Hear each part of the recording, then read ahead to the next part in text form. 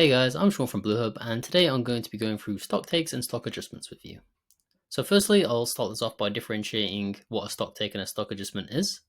And so I'll start here with a stock take, and what that's going to be is a hard reset from zero of your stock, where all of your stock is going to be recounted and set within the system.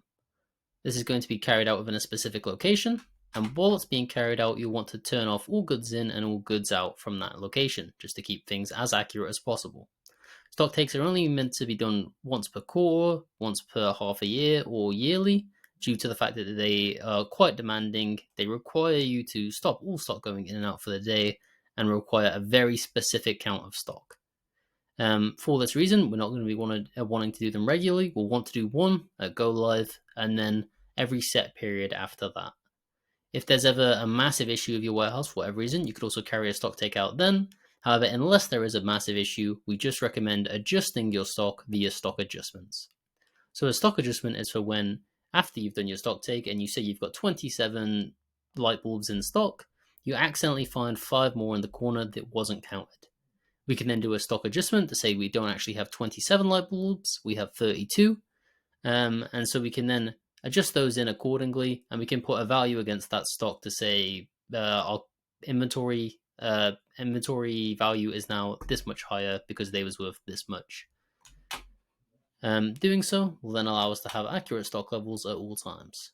So that's going to be a nice little use of the two different functions to create the overall most accurate inventory.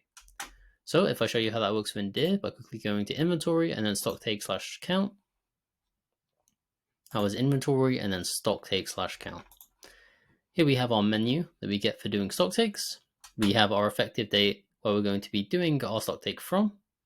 We have our location where we're doing it in. So this can be any of your warehouses or locations within warehouses.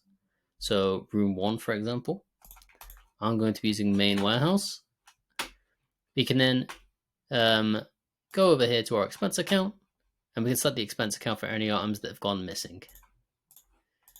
On our left here, we can then include quantity on hand, and what it's going to do is it's going to pre-populate with the current quantities within the system.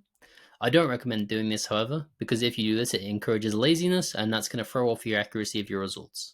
So I recommend leaving that blank, and you can put a reference here as to why you're doing a stock take. For example, quarterly stock take.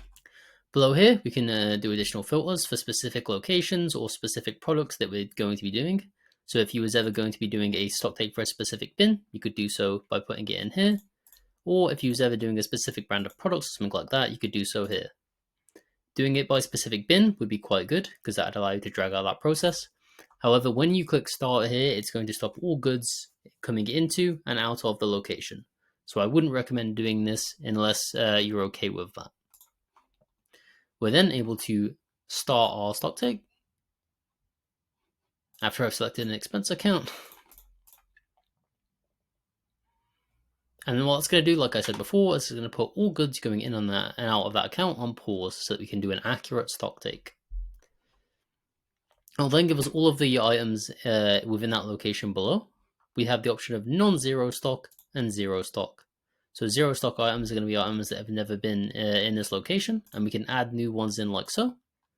We can then select an item, we can add a bin against it and put the amount of those that are in that location in here. And then we can add a receive date and our unit cost here to make our cost of goods and expiry dates accurate. Then our other option is to go to our non-zero stock. So these are goods that was already in this location. And then we're just going to want to adjust the quantity like so. We're going to want to do this for every single item so that our stock's accurate. And then once we have our correct values for all of our stock items, we're able to hit complete at the top here. What it's going to do is it's going to completely overwrite the stock quantities that were in the system with the new quantities. So if you don't do a certain item, like for example, if I didn't do this insulated bags here, it's not just going to leave it as it was, it's going to make it 0, which is the difference between a stock take and a stock adjustment once again. Anything that's not done in a stock take is going to be 0. Anything that's not done in a stock adjustment will remain the same. So if we do this and we was to fill all of these in, we could then hit complete up here, and that's going to change all the stock in that location to then be what we've entered below. Now that that's done, all of my stock in this location is now going to be 0. Obviously, you would be fulfilling in the actual numbers, so like 27 of this in stock, for example. But this is just an example of how that works.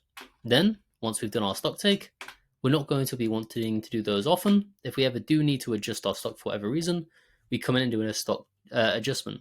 Now, this menu is going to look very similar. It's basically the exact same thing. We can come in here, we can pick between our zero stock and our non-zero stock.